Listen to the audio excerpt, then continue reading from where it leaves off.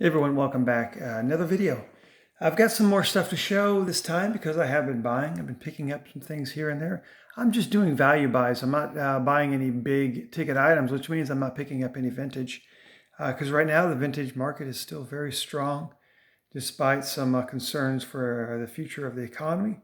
And that's something I think about too. And fortunately, I've done most of my vintage, buying years ago, and so I've really been enjoying some of the '90s stuff that has come down dramatically in some ways.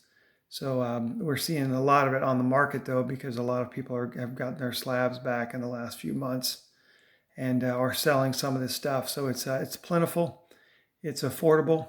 I'll try to bundle it together when I can. And so here, let me show you first. First, the success. I don't rip a lot of product, but I did rip some 2019, 2020 Optic basketball with my daughter back in February 2020. And she pulled this, a Signature Auto Series, and the redemption came this week. So about 2 years, 8 months later. And there was a whole story about, me requesting a replacement, never getting it. They just, in short, Panini never never responded to any of my inquiries about this card, about a replacement. And in the end, I finally got the card. And I was like, kind of bated breath when I got the notification that, hey, a package is on its way and you need to sign for it. So I knew it had some value in it. I'd heard stories of people getting Panini points as they're trying to clear the back books on some of these redemptions, but I was super excited to get this in. Just a beautiful card. It's an on-card autograph, not a sticker, of Kevin Durant, who, love or hate, is a pretty good ball player. Don't have a lot of Kevin Durant stuff, but my daughter and I were excited to pull that, and she was excited to finally see it in person. All right, sticking with that basketball theme, because there's a lot of this stuff on the market and available for cheap.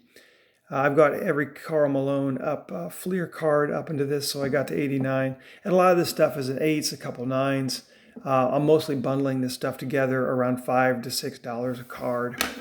Isaiah Thomas. Here's a Kevin Johnson, not a Hall of Famer, but a really good basketball player. And I'm at 9. Let's go a little Sean Kemp action here. This is a card that kind of really blew up 2 years ago. And to get this for $4, and I'm at 8, it's fine for me. It's a good quality looking card. I remember opening tons of that 90 Fleer basketball. Here's a Shaq rookie that I got. I think I got this for around $10 and a 9. All right, on to some of my bigger passions, which is 96 basketball class. I'll show these Ray Allens. In my last video, I showed this Youthquake in a 6. Now I finally got it in an 8. I paid a little more for that, but it was worth it to me. I think I paid around $10 for that, around $5 for the hardwood UD3 hardwood prospect on the right. Both cards have tremendous eye appeal. I love 96 basketball, in particular my Ray Allen collection. And my biggest PC guy for basketball is Kevin Garnett, because I'm a Timberwolves fan, so I picked up a couple of these for under $5 a piece. This 96 Ultra still shows him in his rookie uniform. And then 97. If you ever look at 97 Topps basketball, it's kind of almost got like a weird, it's almost three-dimensional, like the image pops out on you. It doesn't show it on that camera, but pretty cool. Oh, here's some other 2003 Dwayne Wade. I think I paid $8 for that. The ideal was I bundled together. Sometimes I'll buy stuff and take a reach on something if I'm bundling it together and paying $1 shipping and handling. And this was definitely a case of me reaching on that. I probably didn't even want that, but somehow picked it up for $8 plus shipping. Some Allen Iverson pieces. This is a really cool Pacific Power 96. It's got the machine gears in the back. It's an insert from that set. There's the back. Shows him in his college uniform, which is what Pacific did. They didn't have the rights, I think, to the NBA team, but still. That's kind of a cool looking card. Another really cool card from 96 Stadium Club. This is the Rookie Showcase. A little bit of a 3D action there. See the hologram in there. Not 3D, but hologram action in there. I need to get the Kobe, and then I'll have all the 96. I've got the Ray Allen, Steve Nash.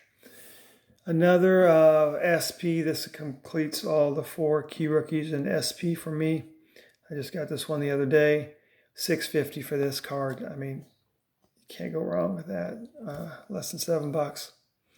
Here's one I paid around $20 for, and I've been waiting to get this card for a while. This is the 50th anniversary Steve Nash. So it's got that silver finish. Some people say that they like these because they don't green like the chrome cards do, but they're a foil card, extremely condition sensitive. You can see this one's kind of got a little bum corner on the right. Otherwise, it'd probably been a 9, but it is a cool card. These were one every 3 packs, but since you have the whole base set, it's going to take a while to get some of the key rookies, so they are at a premium to the regular Topps rookie. But I didn't have a Steve Nash yet, so that's one thing I've been trying to mark off the list, and I was able to get that done. I need the Ray Allen. I have 5 Ray Allens, excuse me. I need the Allen Iverson and the Kobe Bryant. Maybe if things continue to go down, I can get it. This is a cheap card I bought. It's a low grade of a 7. I don't think it has any major flaws that would garner a 7. But this is just a Generation EX from 99 Skybox. Duncan second, third, fourth year cards really don't have a lot of hobby love. Even its rookie cards don't get a hobby love, but I just picked that as a bundle package. And I guess you could call this quasi-vintage 1981. I wouldn't call baseball from 81 vintage, but maybe you can consider basketball anything pre-86 Fleer or Star vintage. And this is George Gervin here for, I think I paid $9 and change for this with shipping and handling. Don't know if I've shown this one in another video, but this is a Carmelo Anthony rookie exclusive that I got for, I wanted to say around $5, $6. So a very inexpensive card, but a fun card to get as well. I just enjoy hobbies. A hobby for me, right? I don't want to be breaking the bank and buying all this really expensive stuff right now. And the good news is there's lots of stuff that's cheap and inexpensive out there to buy.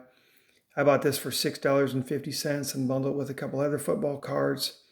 Deion Sanders, he's getting a little bit of love right now as a coach at Jackson State. I always loved him as a player.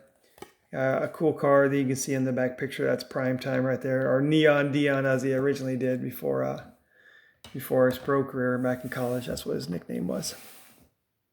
Another cool one. I've showed 2 of these. I think I got 2 of these in CSG holders last month, and picked this one up again. Bundled it for about $5, $6.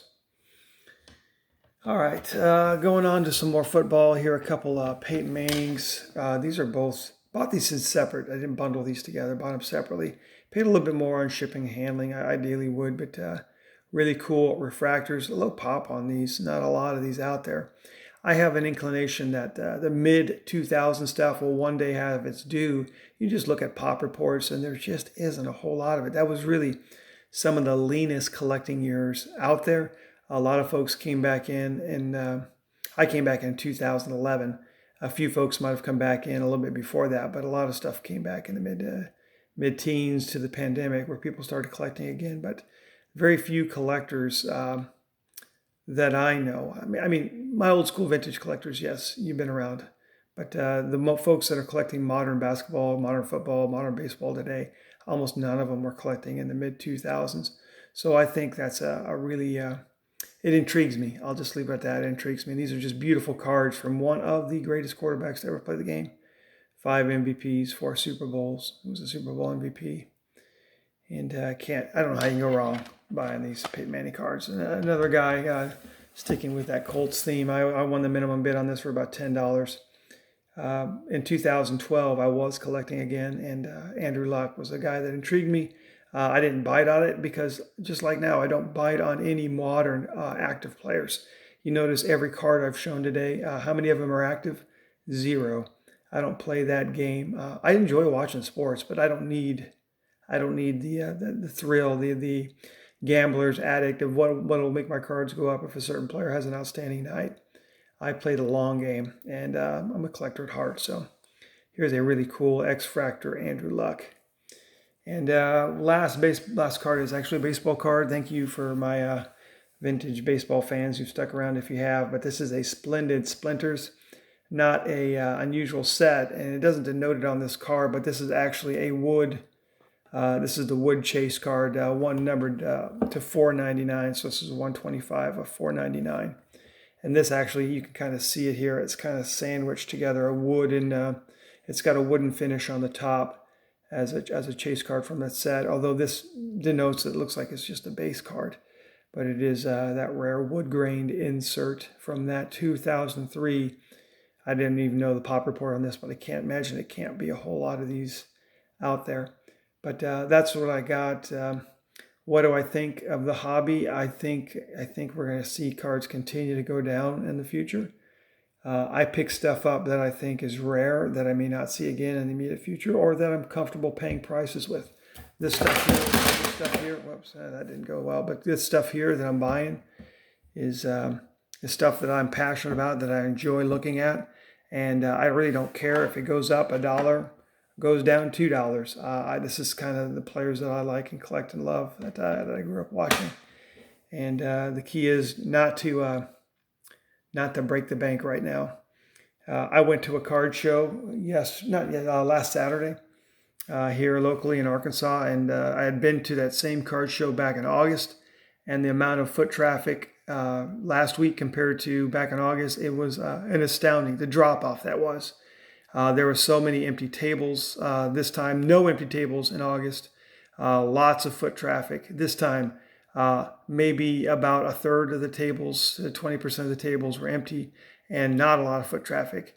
But I think that's primarily because people are just getting burned on the modern stuff, right? And there wasn't a lot of vintage there. There was actually a pretty good, couple good vintage tables at the last one. And it kind of reminds me of what the hobby used to be like back in the early 2012, 13, 14. On the rare occasion, I'd go to a card show somewhere because they just were very rare to come by. And I'd go there and there would be crickets, right? There'd be nobody collecting, and it would almost be no modern. It was all vintage, all vintage. It was like nobody showing any modern stuff. I remember telling somebody, he asked me, what do I like? I said, I'm a Nolan Ryan collector. And he showed me like a 2012 Nolan Ryan insert card. And I was like, that's not what I'm looking for. I'm looking for the real stuff, looking for the vintage.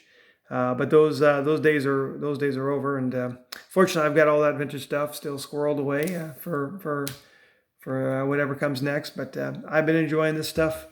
And the time is now for me, and I'm going to go buy more of it. So once again, I kind of ramble at the end, but I appreciate you guys post your comments. Thanks again, and I'll talk to you again soon.